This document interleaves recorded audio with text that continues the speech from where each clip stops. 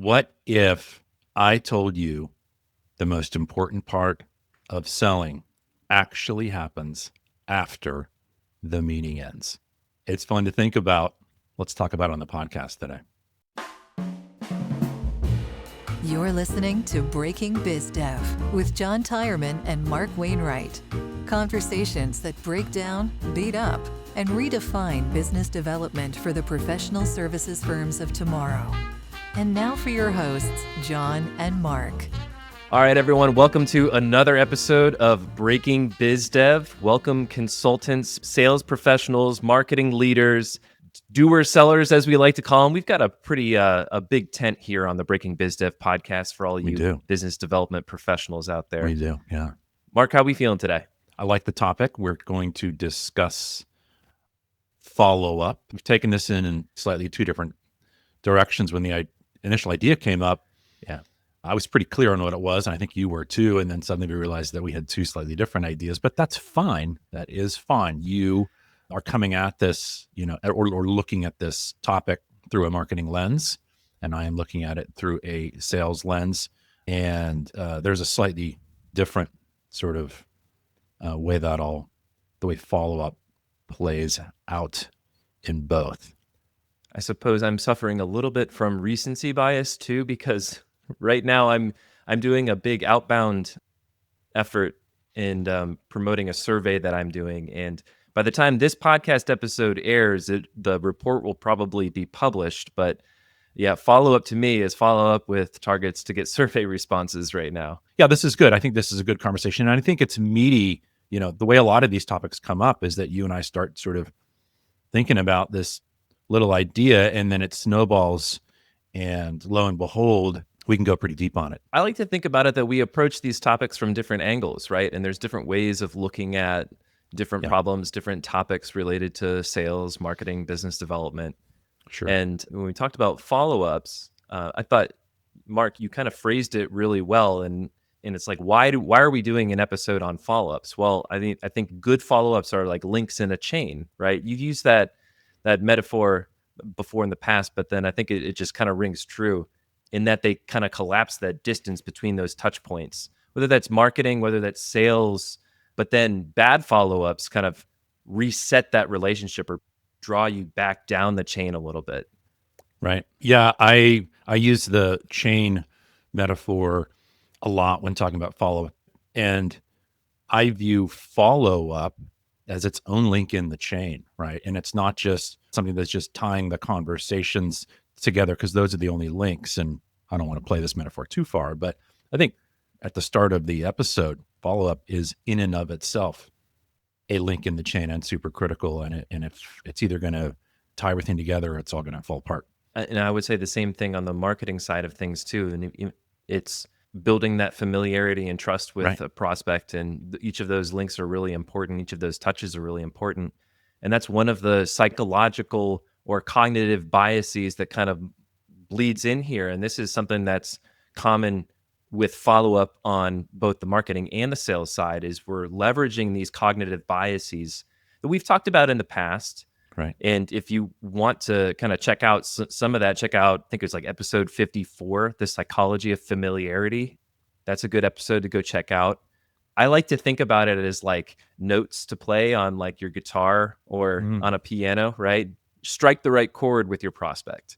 I like talking about follow-up because it is so core to the work that I do with the firms and individuals I work with. It's, I set that expectation up front with everyone. I say, sure, we're having these conversations, we're creating these sort of sequences of activity. We can't let any of that kind of fall apart. So follow-up is a critical component of it. And guaranteed, when I'm working with someone and they've had a good meeting, it was a great conversation. Heck, they took notes and, they set some next steps and all that. But I say, all right, send me your follow-up so I can kind of review it and we can talk about that together. They're like, oh, shoot, I haven't done that yet. I'm like, wait a minute, you had a great conversation and now it's going to fall apart. So yeah, it's super important. So we've organized the episode kind of coming from two different directions. Yeah. That's how we've organized it here. So we've got good and bad marketing follow-ups, Hmm. and then good and bad sales follow-ups. So, Mark, do you want to start on the sales side? Yeah, let's go there. Why not? The goal of sales follow up is to establish and maintain that connection, right? The link in the chain metaphor. Its purpose is to constantly reflect back, pull together, and then reflect back sort of the nature of the content of the conversation so that we're all up to speed. But it is so powerful to have these conversations constantly documented. So, initial conversation, follow up, subsequent conversation, follow up. So, you're constantly you see it out, that pattern just builds and builds. But we always want to make sure that we're summarizing our understanding, reflecting it back, that we're clarifying our current situation, where we are today. We want to ask and constantly get permission to continue to move ahead, to set that next meeting, constantly reaffirming, making sure that we're all connected, and then defining together what's next. Those are some sort of bullet points of what's involved in this whole follow up, and kind of part of the big picture goal of what we're trying to achieve is just continue to march forwards. That link in the chain metaphor just is so perfect because it really is what kind of moves everything along. This is part of, you refer to this as choreography, right? And how everything kind of fits together. Yeah, this is follow up is an important component in choreography, right? So we've talked about that three-part framework, that three-part model, the create, the choreograph, and the contract. Then choreograph has all these important or sort of elements to it, and follow up is woven all throughout that. So yeah, the whole choreograph concept is, how do we take these maybes to all the way through these series of conversations to a successful contract. But yeah, follow up is a big component of that. So there's a handful of bullet points there. You have some thoughts on good sales follow up. Let's. I've got some I've got some good Yeah, examples. I would good. love to share. Yeah, good. So I worked at an agency a few years ago, and I worked with this professional. His name is Brendan, and he has since gone out on his own, and he has started his own consulting practice. He helps small to mid-sized businesses implement agentic workflows, AI tools, that kind of stuff. And I was exploring an idea with him about, maybe there's a way that I could use AI agents to help distribute video content for myself and my clients. Mm. And had a great intro meeting. But what stood out to me about Brendan was in his follow up, he was actually prototyping what that would look like. And then he actually found a potential issue that would have been like stopped everything in its tracks way down the line. And he flagged it and he brought it up and he was like, "Hey, John, just wanted to follow up from our conversation. I was prototyping this and found this issue and then just wanted to bring it up." And it ended up like he avoided wasting both my time and his time selling to me and developing a solution that wouldn't inevitably Mm. work. Yeah. We have discussed that the goal is not always a contract. The goal is, if we are selling to a prospective client and there's not a good fit there, the hope is that pretty quickly we can just be helping, right? If it's not a good fit, if they're not qualified, if we find out any moment along the sequence of conversations that it's not going to be a good fit, hopefully we can kind of redirect. I have done a similar thing in follow up, where someone has come to me and I'm not exactly certain that they're a great fit. So I have referred them elsewhere. And I've done it a couple different ways. I've referred them elsewhere in my follow up to say, it's, from our conversation, this was my understanding and it appears that we're not a great fit, but we could be, but that's going to be up to you. From my end, I think we're a maybe. We'll need to dig into it a little bit deeper, but go talk to these other people and see if that's a better fit. So keep me in mind, compare the two, and someone else may be a better fit. And that one, I'm vaguely recalling that specific opportunity ended up in a no decision anyway. So they were just kind of out kicking tires and didn't end up working with anyone. So I think at the end of the day, we help kind of clarify their needs better. So That's one of the goals that you have outlined here in the follow-up is clarity, bringing clarity yeah, to the current situation, and whether that's absolutely. clarity for you as a seller or clarity to the buyer or clarity to both parties. Yeah, so I think that's a fantastic example. Good, good. And did you have any other? I've got another one. Actually, I just recently went through, we're recording this in Q4, and just recently at the start of Q4, I went through my pipeline and was just kind of like sending out those magic email to outstanding proposals in my Mm, pipeline. I just wanted to clean it out a little bit, yeah. and got a good response from an accounting firm opportunity that had just kind of gone silent a little bit, a few weeks without any response. I learned that if through that process, they wanted to be guests on other podcasts. And I showed them kind of compare and contrast that approach versus launching your own podcast and what Mm, are the benefits and the drawbacks of each of those.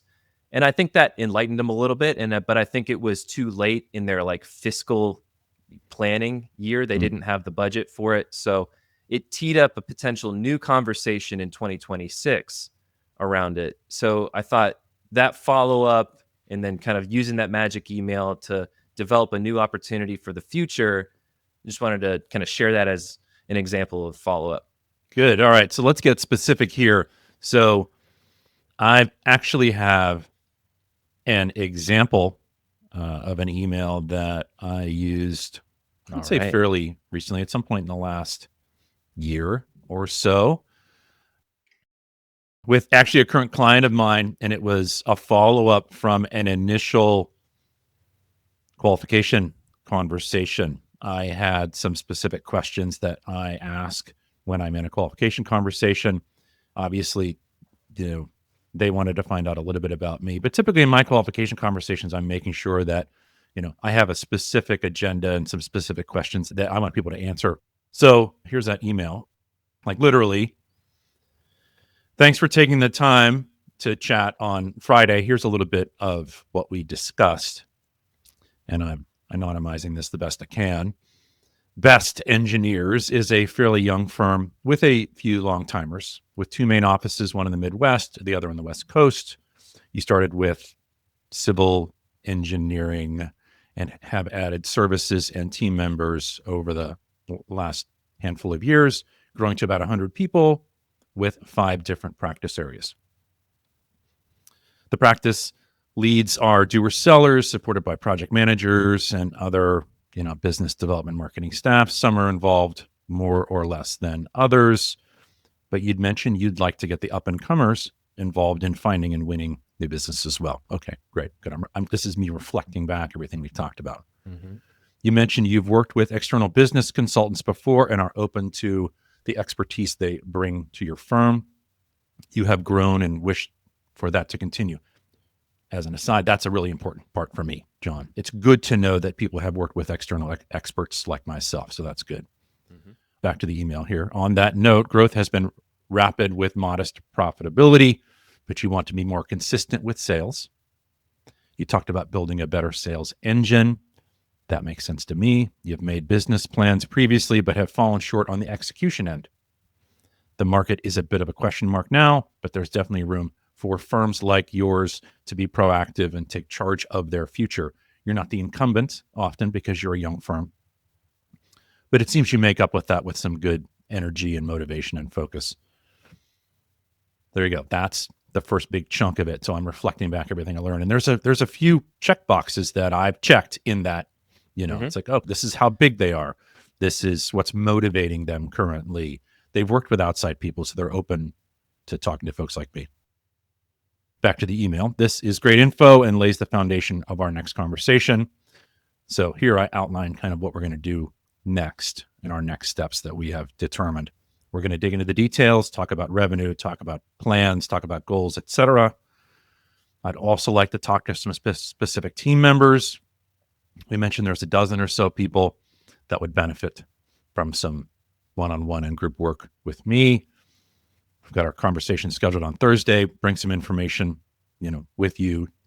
Then I may share a bit more about what I, Mark, will do and can do with firms like theirs. So we'll start to design a potential engagement together that will get you where you want to be with, your sales team, your sellers being more comfortable and confident with sales. So there you go. That's the email. I paraphrased a little bit here and there, but clearly some chunks.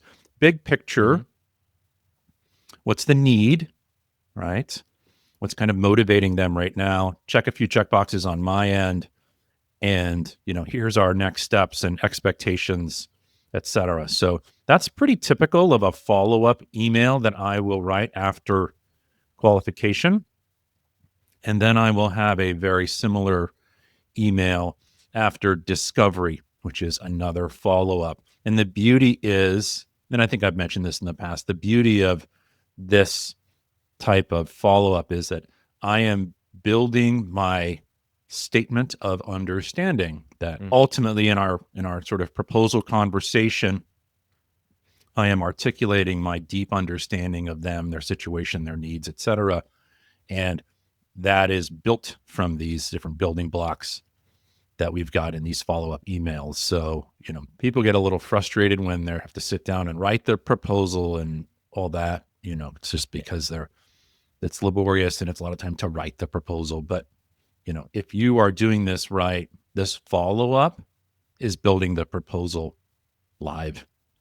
So this is a gold mine to be able to go back there and copy and paste some of these paragraphs, assuming that your understanding is in line with their understanding, right? And that's part of this process, engaging with your counterpart to kind of level set and align on that. This is great. You're establishing what the goals are, what good looks like in the future. Yeah, totally. And this is, again, that link in the chain analogy just holds true. This is tying everything together. Yeah. So there you go. There is some good follow-up. You talked about Brendan. Another example you had from that accounting firm opportunity. I gave a kind of a literal example here of follow-up. So all of this is good follow-up. You're listening to Breaking BizDev, the podcast that beats up, breaks down, and redefines business development for the professional services firms of tomorrow. Your hosts are John Tyreman, founder of Red Cedar Marketing, the podcast marketing company for experts and professional services firms, and Mark Wainwright, principal consultant and founder of Wainwright Insight, the fractional sales manager and sales consultant to professional services firms. If you find this podcast helpful, please help us by following the show and leaving a review on Apple Podcasts. And now, back to the show. Let's flip the coin, Mark. What does bad look like? Yeah, what does bad look like? Well, the worst follow-up is no follow-up at all. And, Sure. I kind of joked about that initially in this conversation, but man, John, it happens a lot. It blows my mind that people don't follow up. And I think that maybe they took their notes, or maybe everybody was just really happy with the conversation. And maybe there was just this big fat assumption that, follow-up isn't really necessary right here. We were aligned, we were in sync, we set our next steps, so we don't have to do anything in between that conversation and our next conversation. And I'm thinking, oh man, you are missing a golden opportunity here, right? It's the link in the chain, but it's also this additional little sort of touch that, reflect your understanding, clarify things, ask for maybe more information or edits to the understanding, et cetera. So, no follow-up is a disaster. I wonder how much of that is intentional versus unintentional, though, because I know from my own experience, I'm totally guilty of this, where I'll be on a sales call and then I'll have another meeting right at like back to back with that one, right? And then like that meeting ends, and sometimes it's like 2 or 3.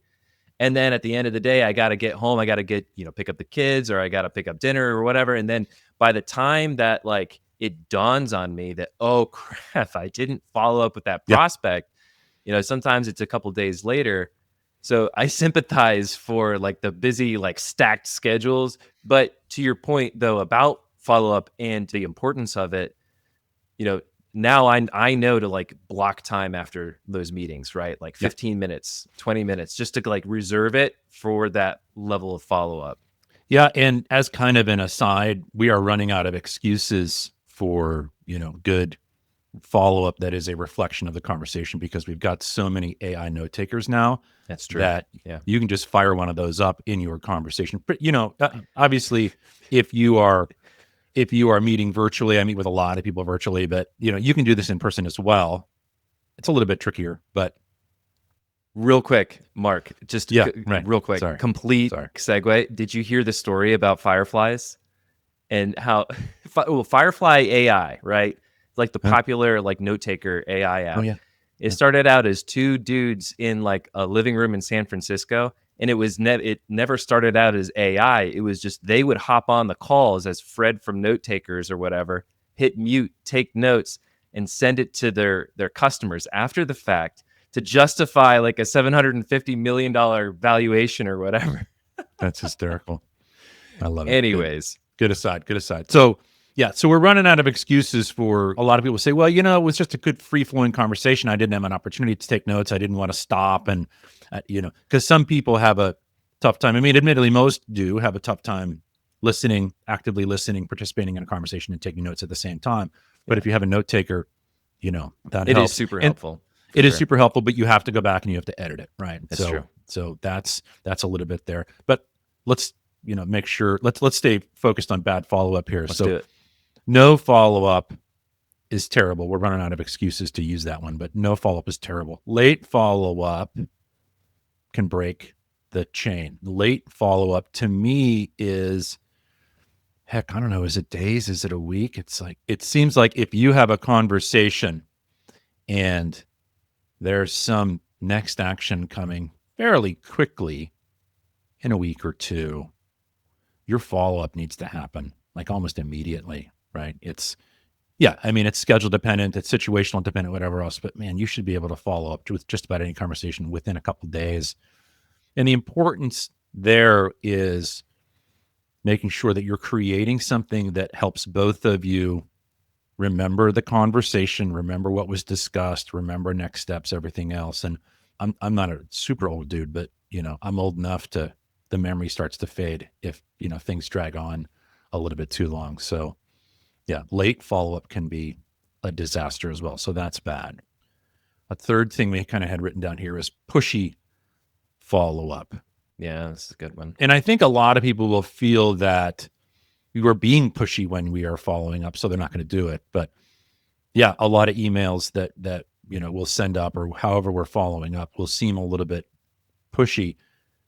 There's an opportunity to recognize a mutual need, the whole mutuality of this, meaning that the buyer has a need and you have a seller have the need as well, right? I mean, there's going to be this potentially mutually beneficial situation where they're getting what they want and need and you're getting what you want and need. So it's important right up front to understand that. So we're not trying to be pushy. We're just recognizing the mutuality of, like, both of us have something to gain out of this current situation. You have a need or a problem you need some help with. And, as a consultant, I'll get compensated for the work that I do to help you. And so there's a mutuality there. So that starts to diffuse the pushiness thing. It's like, I don't even have to be pushy. It's like, look, if they have a real need, if the need is real, then there's no need to be, I don't have to be pushy at all. It's just, it's, and the only time you're going to feel pushy is actually if their need doesn't exist. Well, that's why it's so important to focus on each link of the chain, like in succession, right? Like you go into you go into a discovery conversation, and if you fail to do the right level of discovery, then the follow-up and reflecting your understanding has a higher chance of it like not being right. And so if you're building a house of cards, then of course your follow-up is going to sound or feel pushy because you're not in alignment. Yeah. Good point.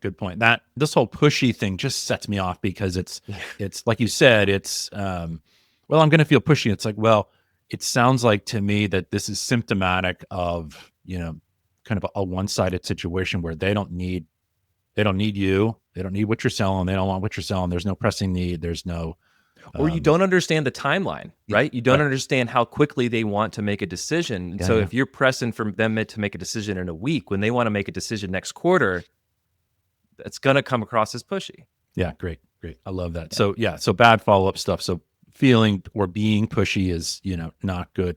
The other thing Right. I wrote here is I think bad follow-up is like just sending the brochure, right? I think there's Yeah. a lot of times you'll have an initial conversation and then your follow-up is 10 words and the glossy marketing brochure, which actually pushes the progress way back. You lose everything that you've done to date, because now all of a sudden you start trying to market again. And marketing is about building familiarity, it's about positioning, it's all these things. So you throw out the brochure. I mean, it's after one of your initial sales call, and be a qualification call or a discovery call, and you throw out the brochure. All of a sudden, you shift back to marketing again. Love it. Well, Mark, I think we've done a really great job at showing what good looks like for these sales Yeah, follow up, what bad looks like.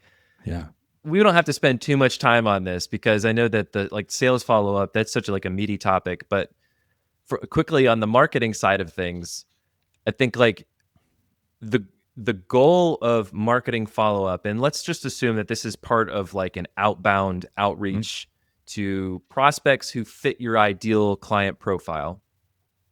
The goal here is to build familiarity, to demonstrate relevance to your prospect, right? And then a key outcome of marketing outreach would be conversations that lead to sales opportunities. That could be, hey, I know a guy, generating referrals, or that prospect could be a potential fit for the services you offer. So I just yeah. want to lay the groundwork there. You and I talked about this originally, and I said, oh, this is. I don't necessarily put this in the category of follow-up. I put this in sort of, maybe this is an outreach sequence or something like that. And I think that it's used very commonly, in the heading of follow-up. This absolutely falls under that for sure. Well, and what's kind of going through my head now that we've run through the sales outreach and some of the goals there, like reflecting, understanding, right? Trying to get clarity. And I think with this marketing outreach or prospecting, trying to generate leads and conversations, it is a lot of that, but it needs to be based on your understanding of the market and reflected back into maybe a bit more of generalized language. So I've got some good follow-ups examples, and I've got a good follow-up example and then a couple bad follow-ups. So I just wanted to quickly run through these. Yeah, go for it. So Good. this is a good one. This is from Brett, right? And he says, "Hi, John. I noticed you're involved in podcasting, so I wanted to introduce you to Brand, our platform that grows real listeners for podcasts." Okay, cool. Podcasters are trying to grow their audience. I get it. "We insert your podcast trailer into contextually relevant content on top tier digital sites." A little vague, but okay, I think I understand. And then, "Can I give you a demo or even send you some case studies?" I did not respond to that because I don't really need whatever it's not very specific. It's kind of addressing a generalized problem. Hmm. But what was interesting is that when he did follow up, he said, "Hi, John, making sure you saw my email. I can share case studies on the 1,000+ podcasts using it to grow real downloads, not bots for their podcasts, and build up views and subscribers on their YouTube channel. And Brand is monitored by Cloudflare and is completely IAB compliant." What I like about this follow up is that he pointed specifically to the 1,000+ podcasts, citing a Hmm. proof point and social credibility, Yeah. not bots. I think this is key because there's a lot of, I get outreach all the time from people who are like, "I can grow your listeners and downloads." And I'm like, yeah, it's because you've got a cell phone farm in China that's pressing Mm. play a bunch of Yeah. times. And then the last part is that it's monitored by Cloudflare and is completely IAB compliant. The IAB compliant is critical because they look at podcast downloads through a more stricter lens and what counts and Mm. registers as a download. The advertisers look at that as a standard in the industry. So Yeah. I thought that was good follow up in the sense that Brett really kind of understood what those pain points are and the technical questions that I might have for his platform, and then he put those into his follow up Yep. email. Good. I did not end up booking a call with Uh, Brett. oh, Brett. Oh, Brett. So Yeah, this is good, but I appreciate the angle that you're taking on this, in that I think that this sequence gets a little bit more specific. It starts to call out some top of mind concerns that this person has come across in their work to do some lead generation work. And so, yeah, I think it's good, and it's just specific enough where it's checking some check boxes in your head, and you're thinking, oh, okay, yeah, he knows what they're talking about. There's some credibility there. I want to contrast that, Mark, with some really bad follow-up examples. Yeah, sure. Yeah, this will be fun. So this one's from Marco. Hey, John, noticed your Twitter profile and thought I'd reach out. I have software that's helping people scrape lots of email addresses from their target audience on Twitter/X. Can I send over more info? Needless to say, I did not respond to that because I do not need anything like that. The follow-up, though, Mark, is the best. John? That's it. That was it? That was just your name with a question mark? That's it. Via email. He must have wanted to show me that he got my email with his scraper tool, and now he's following up with just my name and a question mark. Well. Oh, good. All right. Well, this next one I think is pretty bad too, but from in a few different ways. This is from Andrew, and this is on LinkedIn. Hi, John. Thanks for connecting. Are you currently working with an accountant for Red Cedar Marketing? If not, or if you ever have any questions about bookkeeping, payroll, or tax planning, feel free to reach out.